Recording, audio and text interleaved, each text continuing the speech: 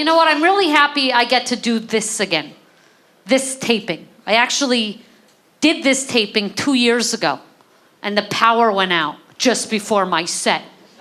Yeah, I had to watch my own mother in the monitor get up, look for an usher to ask for money back for a ticket she did not buy.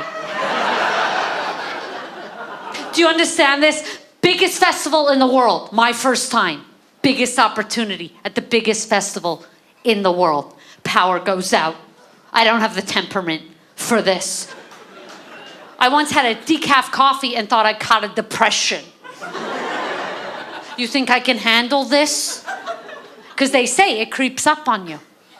They tell people with depression, you don't know. You don't know. You're just living your life. Years go by and then you have it. 3 p.m. on a Tuesday. I went up to my boss at the time, nice guy, Tim. I said, Tim, I think I got a depression. He was like, oh, Robby, take all the time you need. I'll walk you to the cab. He's walking me.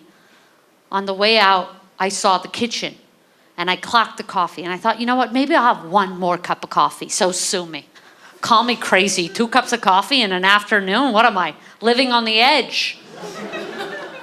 So I thought I could have gone off the edge. Anyway, I thought I'll go have a cup of coffee. And then I noticed there was something different about the bag.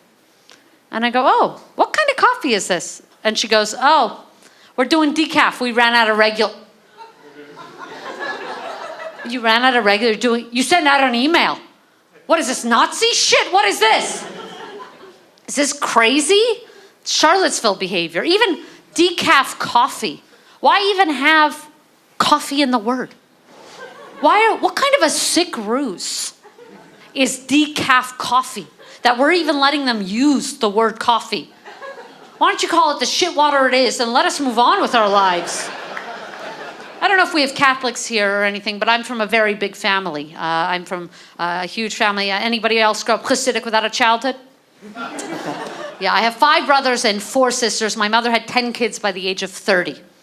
Yeah, just enormous vagina, as you can imagine. Yeah, it's where I get mine from. I'm very proud. Yeah. 1 or 2 fists. It's a good time, whatever you want. Yeah. Very spacious. Yeah. It's a 3.5, a full bathroom. Yeah. But my mother did it all on her own.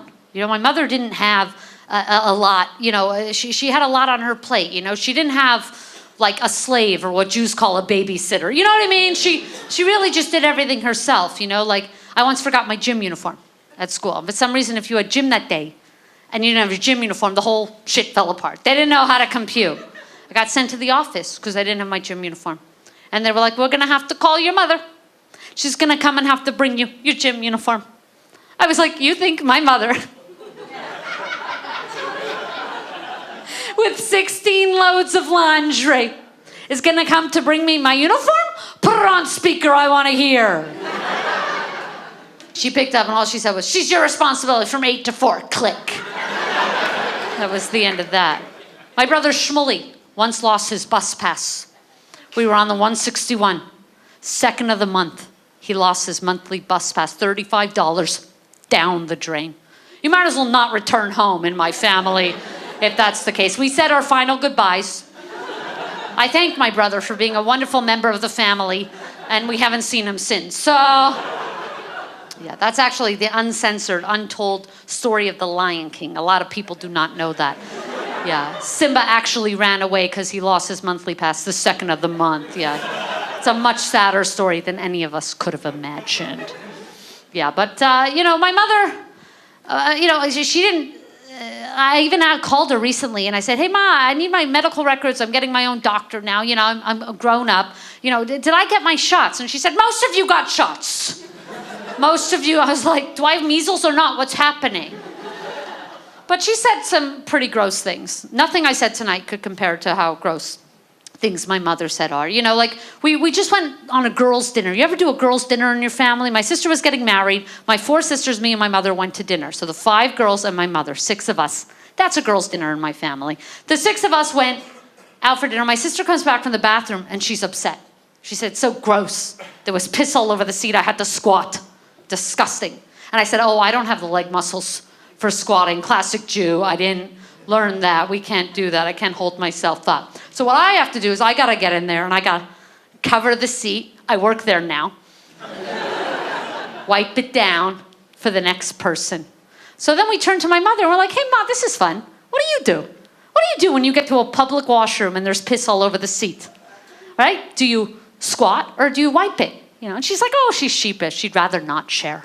She's shy with these things. I said, come on, it's just the girls. What do you do when there's piss all over the seat? Do you wipe or do you squat? And she said, I guess I just lift the seat and I sit there. She sits on the bowl. She sits on the bowl. Lip one, lip two, she goes. I'll tell you who has measles. I'm Robby Hoffman. Give it up for my mother in the audience. Thank you so much.